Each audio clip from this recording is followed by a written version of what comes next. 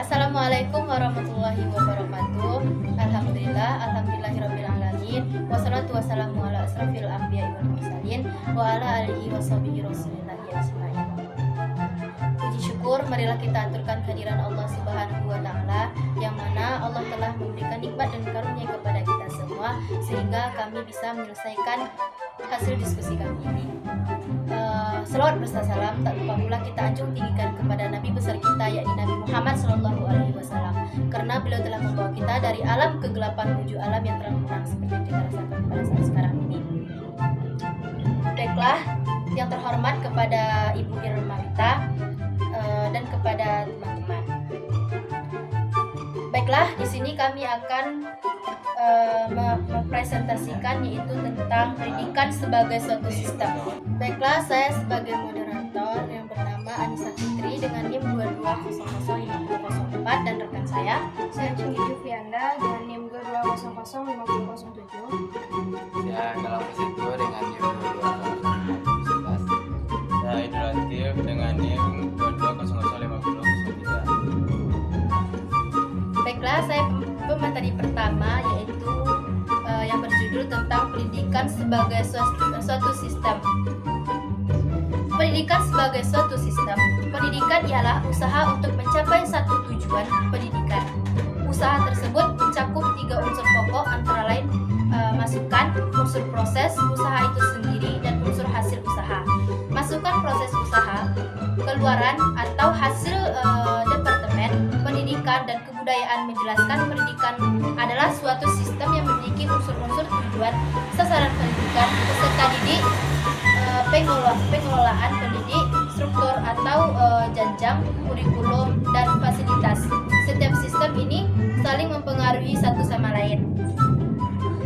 Yang kedua yaitu komponen sistem pendidikan, itu yang pertama tujuan, yang kedua pendidik, yang ketiga peserta didik, yang keempat materi, yang kelima metode, media dan alat pendidikan, yang keenam lingkungan pendidikan. Baik, saya Cindy Jufianda dengan NIM 22005007 akan melanjutkan materi yaitu mengenai komponen tujuan dan komponen pendidik. Komponen tujuan. Tujuan pendidik berfungsi sebagai arah yang ingin dituju dalam aktivitas pendidikan. Dengan adanya tujuan yang jelas, maka komponen pendidikan yang lain serta aktivitasnya senantiasa berpedoman kepada tujuan. Sehingga efektivitas proses pendidikannya selalu diukur apakah dapat mencapai tujuan atau tidak. Yang kedua yaitu mengenai pendidik. Pendidik adalah individu yang akan memenuhi kebutuhan pengetahuan, sikap, dan tingkah laku peserta didik. Kategori pendidik yaitu pendidik merupakan kodrat atau orang tua, dan pendidik menurut jabatan yaitu sebagai guru. Baik, saya Galang Prasetyo dengan NIM 22005011 akan melanjutkan materi selanjutnya. Yang ketiga yaitu siswa atau peserta didik adalah anggota masyarakat yang berusaha mengembangkan dirinya melalui proses pendidikan pada jalur, jenjang, dan jenis pendidikan tertentu. Peserta didik secara formal adalah orang yang sedang pada fase pertumbuhan atau perkembangan baik secara fisik maupun non-fisik. Pertumbuhan dan perkembangan merupakan ciri dari seorang peserta didik yang perlu membimbing dari seorang pendidik. Yang pertama yaitu peserta didik bukanlah miniatur orang dewasa tetapi memiliki dunia sendiri. Yang kedua, peserta didik memiliki periodisasi perkembangan dan pertumbuhan. Yang ketiga, peserta didik adalah makhluk Allah yang memiliki perbedaan individu baik disebabkan oleh faktor bawaan maupun lingkungan yang berada di sekitarnya. Yang keempat, peserta didik merupakan unsur utama jasmani dan rohani. Yang kelima, peserta didik adalah manusia yang memiliki potensi yang dapat dikembangkan secara dinamis. Selanjutnya yaitu tentang materi. Materi adalah isi atau bahan pengajaran, merupakan komponen yang menggambarkan luas dan dalamnya bahan pelajaran yang harus dikuasai peserta didiknya. Salah satu konsep yang harus dikuasai oleh guru untuk menunjang potensi didik adalah kurikulum.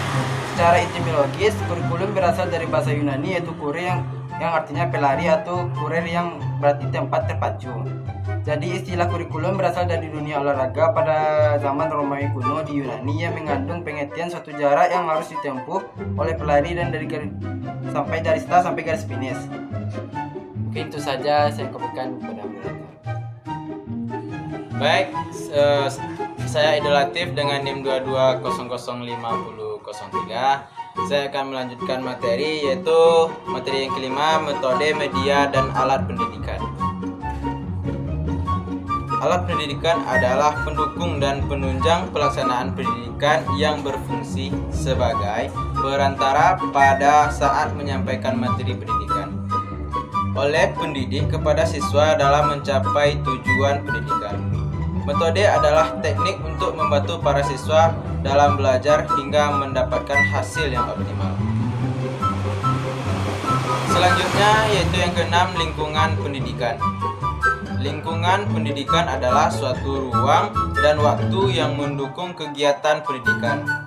Proses pendidikan berada dalam suatu lingkungan, baik lingkungan keluarga, lingkungan sekolah, atau lingkungan masyarakat. Sekian dari saya Idul Latif, saya kembalikan kepada Bapak.